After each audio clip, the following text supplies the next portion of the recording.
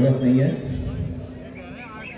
5 तारीख के दिन जाना, 11 नंबर की निशानी रहेगी, पतंग दिखेगी, धपाधप धपाधप धपाधप धपाधप, और 8 तारीख के दिन जश्न की तैयारी करना। यकीन मानिएगा, सिर्फ ओखला जश्न नहीं मनाएगा, पूरा हिंदुस्तान इंशाअल्लाह इस जीत का जश्न मनाएगा। मुझे मालूम है कि किस तरीके से हर रोज यहाँ पर कोई ना कोई आ रहा है, बस निशाने के ऊपर ऐसा लग रहा है कि और कोई लड़ ही नहीं रहा है। कांग्रेस का स्टेज सजा है, चर्चा हमारी हो रही है। आम आदमी पार्टी का स्टेज लगा है, चर्चा हमारी हो रही है। भाजपा का लगा है, अरे तुम्हारी महफिल सजी है, चर्चा हमारा हो रहा है, इससे बढ़कर और क्या चाहिए। कहीं ना कहीं तो खौफ सता रहा है, ये अपन घर जाने वाले हैं, शिफा इंशाअल्लाह आने वाला है। इलाका बीमार हो चुका है, उसे शिफा की जरूरत है। और आप लोग इंशाअल्लाह जिस मकसद से मजलिस इत्तेहादुल मुस्लिमीन ने यह फैसला लिया है कि मां दिल्ली के अंदर हम सिर्फ 2 ही सीटें लगाएंगे, आधी जीत तो अल्हम्दुलिल्लाह आज हमने हासिल कर लिए कि 2 मासूम बच्चे अपने बाप को आज गले लगा सके हैं। जो बीवी अपने शौहर को 5 साल से देखने के लिए तरस रही थी, वो बीवी आज अपने शौहर को देख पाई है। उसके घर वाले जो इंतजार कर रहे थे 5 साल से शिफा कब बाहर आएगा, आज अल्हम्दुलिल्लाह मजलिस की वजह से शिफा को हमने इन सड़कों के ऊपर चलते हुए देखा है, आजाद होकर। और यकीन मानिए, दिल्ली पुलिस को मैं एक बात कहना चाहता हूं, जिस शिफा के अतराफ में तुम घूम रहे थे इस इरादे से कि कहीं शिफा जेल से बाहर आ गया है, कि भाग ना जाए, कुछ कर ना ले, दिल्ली पुलिस एक बात अच्छी तरह से समझ ले, यही शिफा को 8 तारीख के दिन सैल्यूट मारने के लिए खड़े रहेंगे। जिस जेल से शिफा बाहर निकला है, वही जेल से इंशाअल्लाह 8 तारीख के दिन शिफा एक एमएलए बनकर बाहर निकलने वाला है। पूरे हिंदुस्तान के अंदर मेरे नौजवानों, तुम्हें ये पैगाम देना है, बहुत हो चुका है। 76 सालों तक ऐरे गैरों के पीछे दौड़ते रहे। तुम्हारा नेता कभी राहुल गांधी को बनाए, कभी अरविंद केजरीवाल को बनाए, कभी लालू को बनाए, कभी मुलायम को बनाए। अब मौका आया है, तुम्हारा अपना भाई इंशाअल्लाह तुम्हारा नेता बनकर बाहर निकलेगा। मैं असद साहब को कल एक बात कह रहा था कि असद भाई, इतने शहरों में हम घूमते हैं, लेकिन दिल्ली की ओखला के अंदर जाने के बाद वो बात सही साबित होती है कि एक शहर के अंदर 2 शहर कैसे बसते हैं। एक वो शहर जहां पर वो रहते हैं, एक वो शहर जहां पर हम रहते हैं। क्या वजह है कि 76 सालों के अंदर हम आज भी अगर इलेक्शन लड़ रहे हैं तो किन मुद्दों के ऊपर? तो हमें पानी चाहिए, वाह, किन मुद्दों के लिए कि हमारी गलियां साफ होनी चाहिए, कचरा नहीं दिखना चाहिए, छोटी छोटी गलियां हैं उसमें अच्छा सड़क चाहिए। 76 सालों से ये आवाम इन्हीं मुद्दों के ऊपर लड़ रही है। हर 5 साल के बाद वो आएंगे, आपको वादा करेंगे, खस्में खाएंगे, अपना मैनिफेस्टो दिखाएंगे। क्या वजह है मेरे भाइयों? एक बात बताऊं, थोड़ी तकलीफ होगी, हमें कभी कोई गैरों ने नहीं लूटा है। हमें अगर किसी ने बर्बाद किया है तो हमारे अपनों ने ही किया है। ये एक सच्चाई है।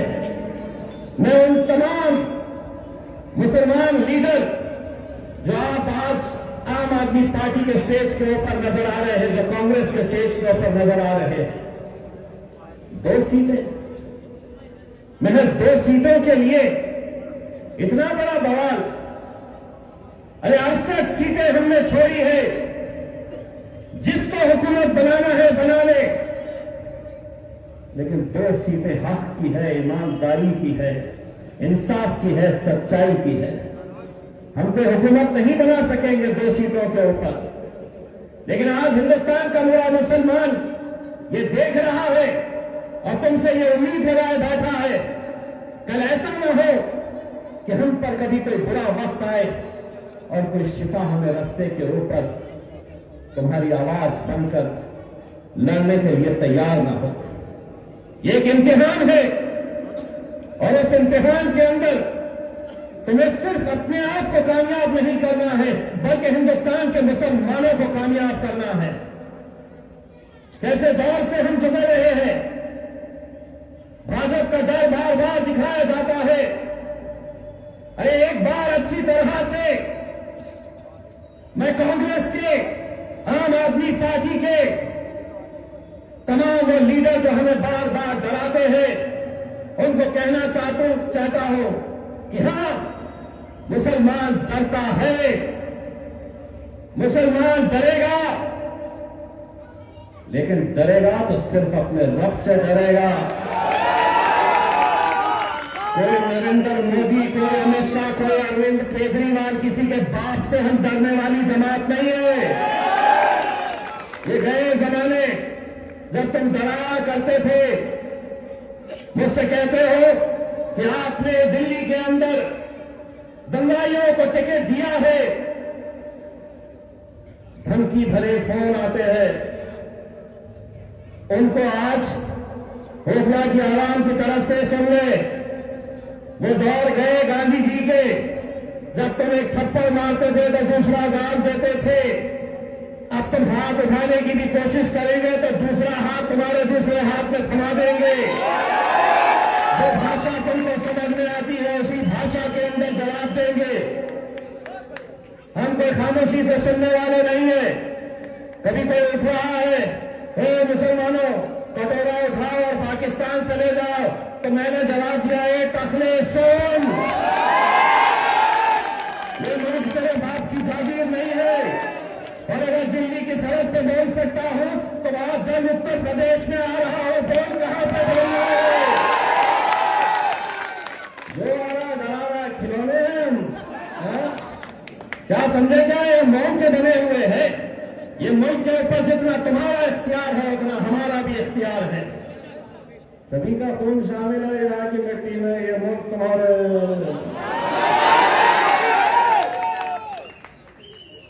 क्या है? सभी का मुल्क शामिल है यहाँ की मिट्टी में। चाचा आप बोलिए जोर से। ये मुल्क तुम्हारे पप्पा की जागीर नहीं है। इलेक्शन लड़ेंगे हम, मजबूती के साथ लड़ेंगे इंशाअल्लाह। कोई फिक्र करने की जरूरत नहीं है। फिजा बदल रही है और जो जुल्म तुम कर रहे हो, उठा रहे हो, डाल रहे हो, जेलों के अंदर 5-5 साल तक कोई सुनवाई नहीं हो रही है।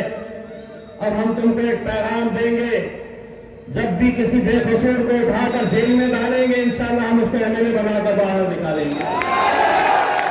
जाबान कितने दिनों को डाल सकता है? तेरी जेलें भर दे। और एक बात मैं हुकूमतों को ये कहना चाहता हूं, जो समझ रहे हैं कि हमारे पास बहुत ताकतें हैं, हम कुछ भी कर सकते हैं, ताकतें तुम्हारी है पर खुदा हमारा है। लौटाएंगे तुम्हें,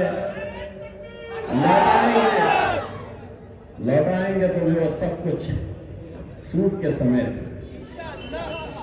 हम पर तुम्हारे जुल्म का जितना उधार है, अगर ताकत है तुम्हारे पास, अगर ताकत है तुम्हारे पास, तो हमारे पास भी रहमत परवरदिगार है। कब तक अहले गैरों की गुलामी करते रहेंगे मेरे भाई? कब तक? आज एक ऐसे दौर से हम गुजर रहे हैं कि जो हमारी शिनाख्त, हमारी पहचान को खत्म करने की कोशिश की जा रही है। वक्त की जमीनें हमसे छीनी जा रही है। कभी कहते हैं कि ये नहीं खाना, वो नहीं खाना, ये पहनो, वो पहनो। उत्तराखंड के अंदर यूसीसी लागू कर दिया गया है। मकसद ये है कि आने वाले वक्त के अंदर तुम्हारी मजहबी शिनाख्त तुम दिखा नहीं सकेंगे।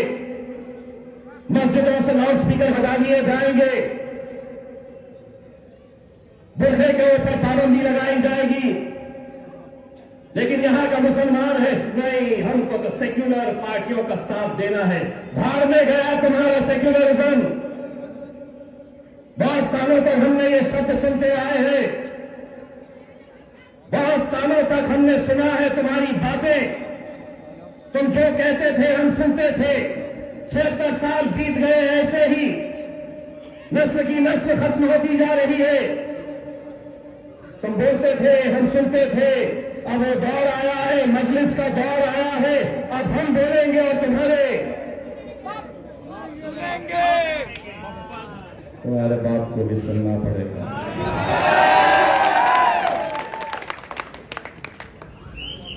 ये मीडिया वाले इंतजार करते रहते हैं, क्या बोला, केस बनता क्या, इंतजार में रहते हैं कि चलो इम्तियाज जलील को भी कोई केस में लपेटा जाए।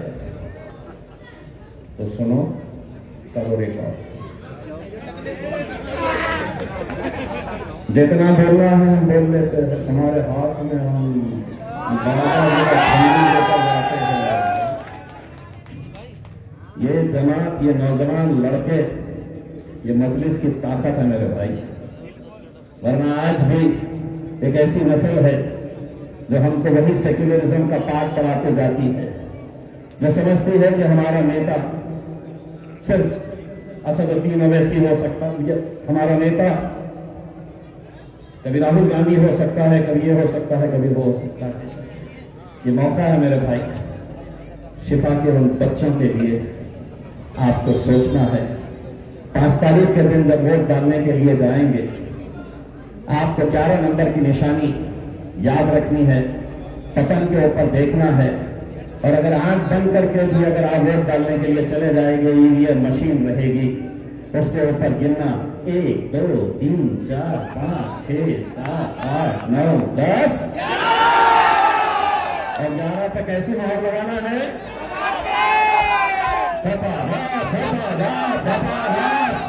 बस मोहर लगाइए। 8 तारीख के दिन इंशाअल्लाह असदुद्दीन अवैसी साहब को भी लेकर आएंगे और उस जश्न के अंदर मैं वादा करता हूं आपको, उस जश्न के अंदर अकबर को बुलाया जाएगा इंशाअल्लाह। क्योंकि अकबर आता है तो बड़ी तकलीफ होती है उन्हें, और मेरा मकसद ये है तुम्हें तकलीफ पहुंचाना इंशाअल्लाह। 8 तारीख के दिन पहुंचाना है। जय श्री राम।